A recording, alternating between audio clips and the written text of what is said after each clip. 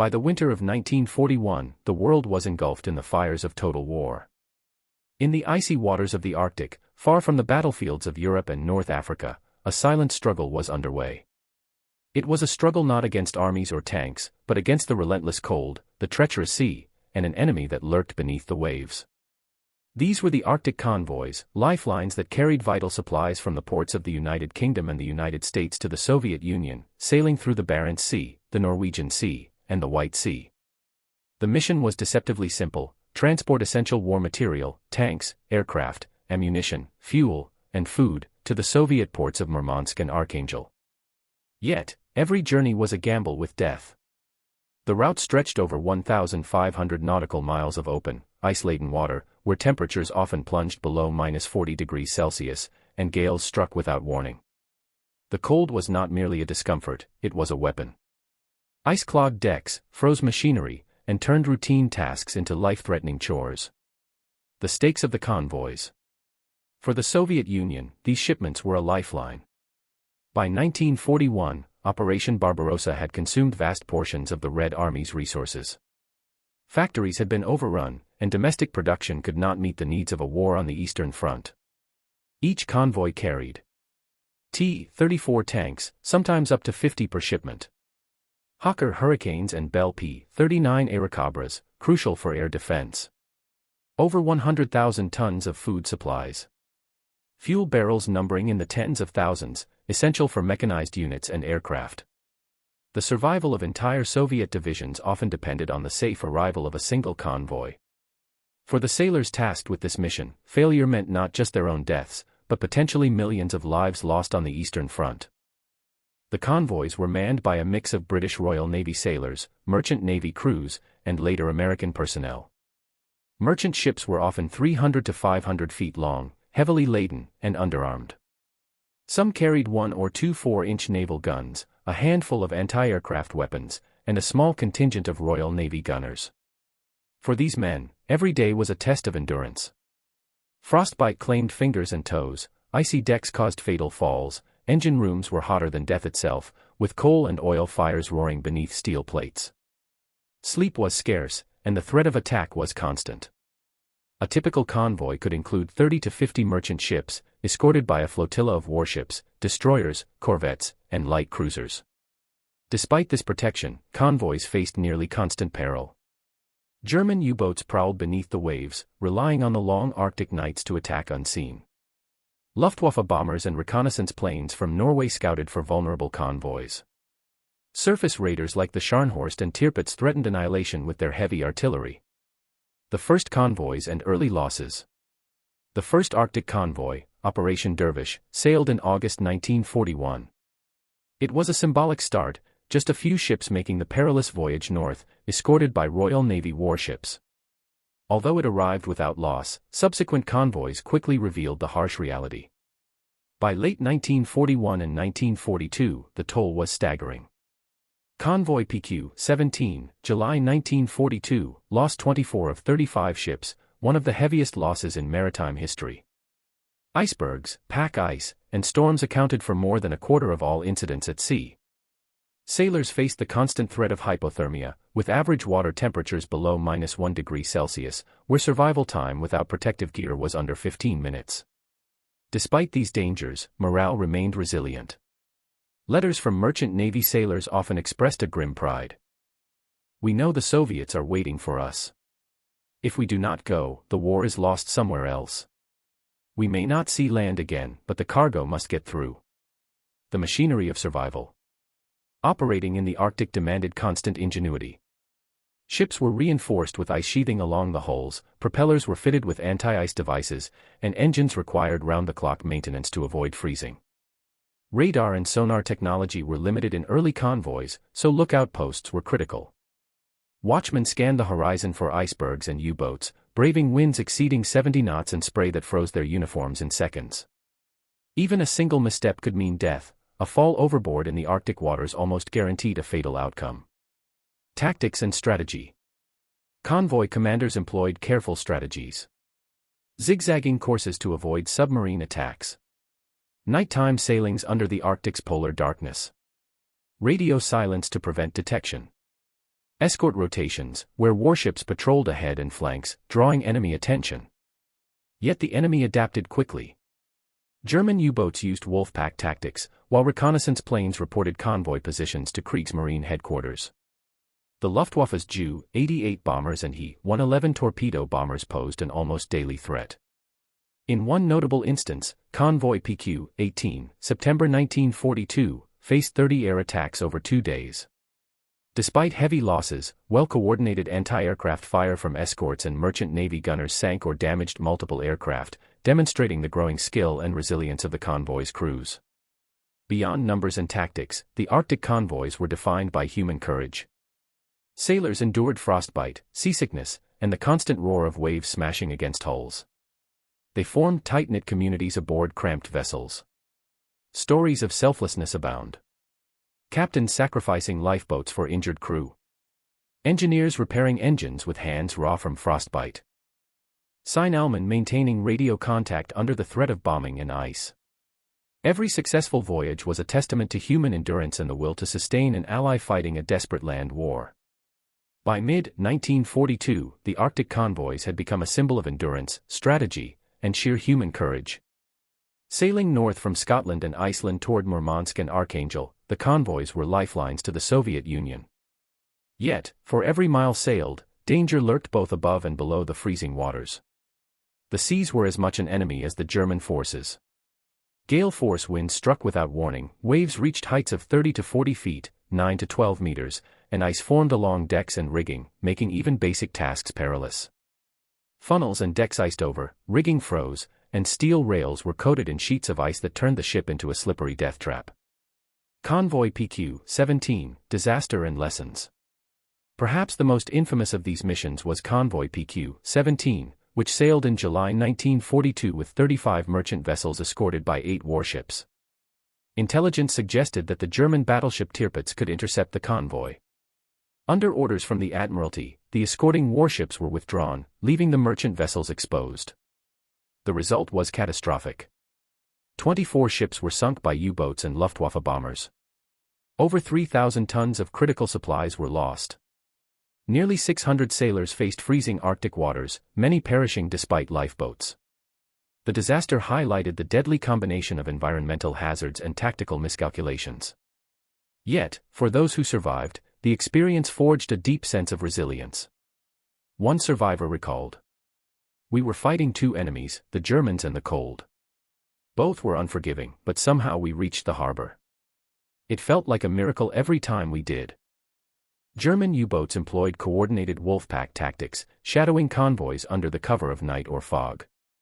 Submarines communicated via radio, converging on targets to maximize destruction. Convoy escorts responded with depth charges, sonar sweeps, and evasive maneuvers, yet the Arctic's harsh conditions often made countermeasures less effective. The Luftwaffe, operating from bases in Norway, added another layer of peril. Ju-88 and He-111 bombers attacked relentlessly, dropping torpedoes and bombs, often in synchronized waves. Merchant ships, though armed with anti-aircraft guns, were vulnerable to both skillful pilots and the unpredictable Arctic weather.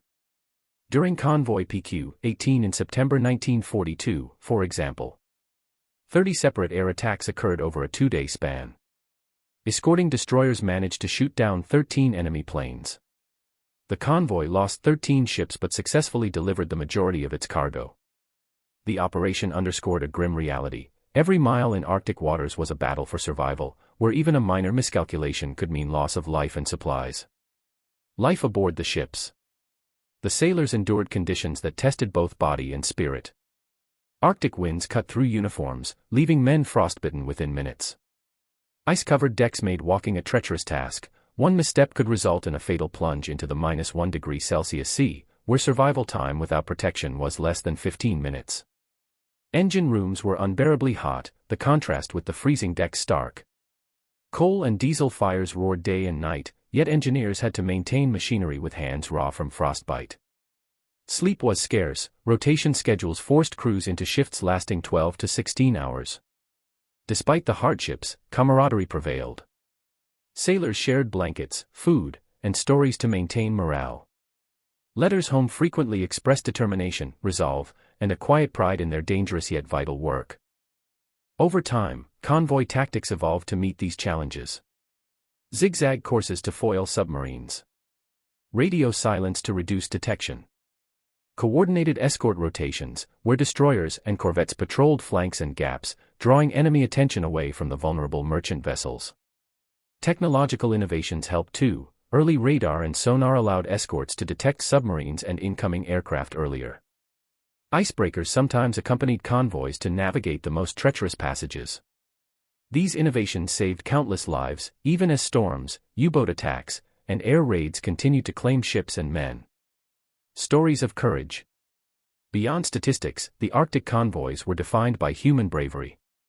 Captains remained on deck in hurricane-force winds to guide their ships safely through ice fields. Gun crews fired anti-aircraft rounds while standing on slick, frozen decks. Engineers repaired engines mid-storm, often with frostbitten hands, ensuring that the ship could continue its perilous voyage.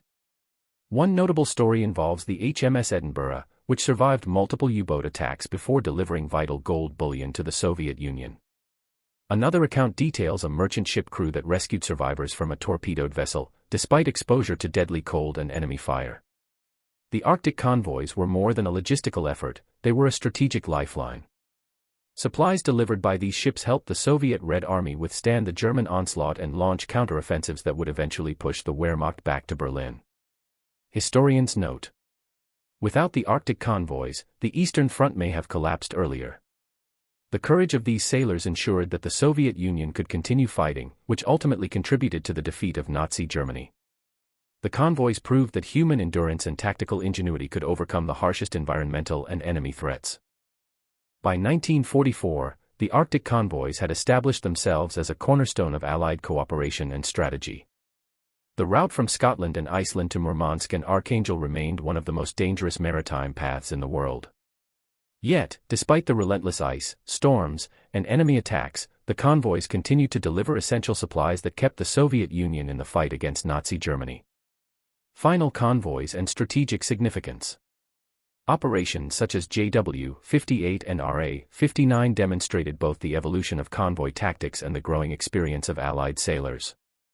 Convoy JW-58, March 1944, comprised 47 merchant ships, escorted by 11 warships, and reached Murmansk without a single loss.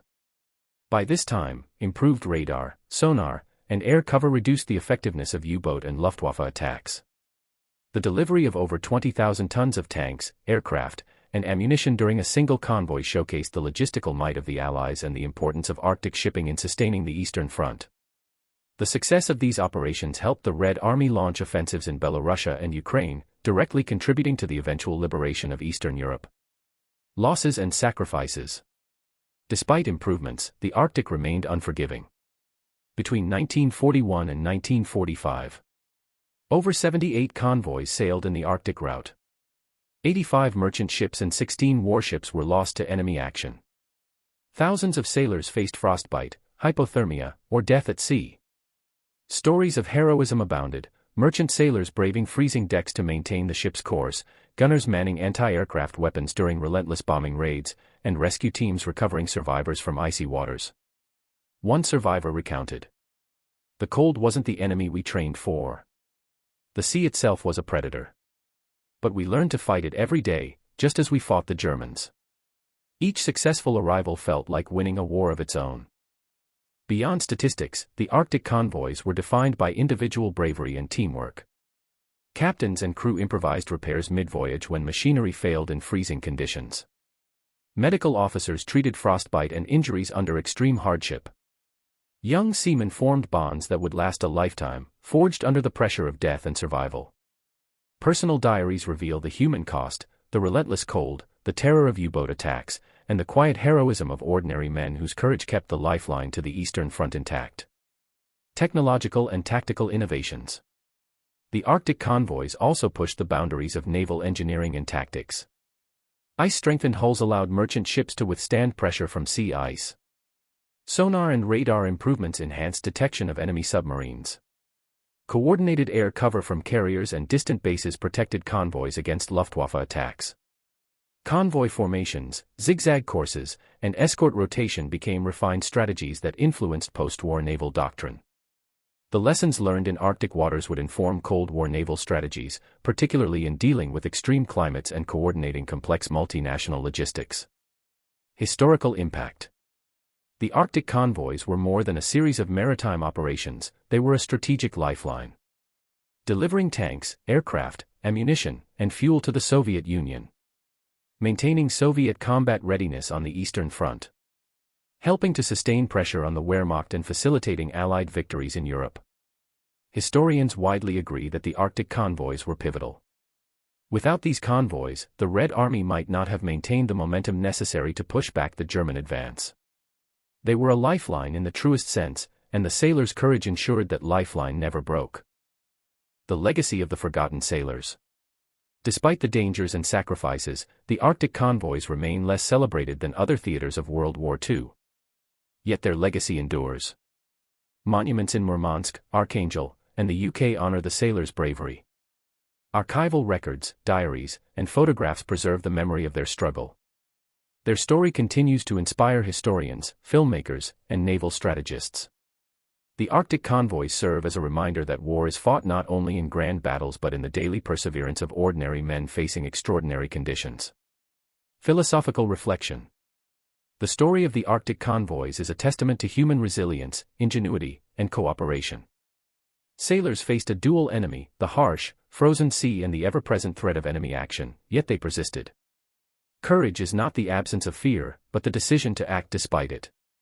The men of the Arctic convoys embodied this truth, delivering hope and supplies against impossible odds. Their sacrifice and determination ensured that the Soviet Union could continue its fight, helping to shape the course of history and reminding us that even in the coldest, most remote corners of the world, human courage can alter the fate of nations.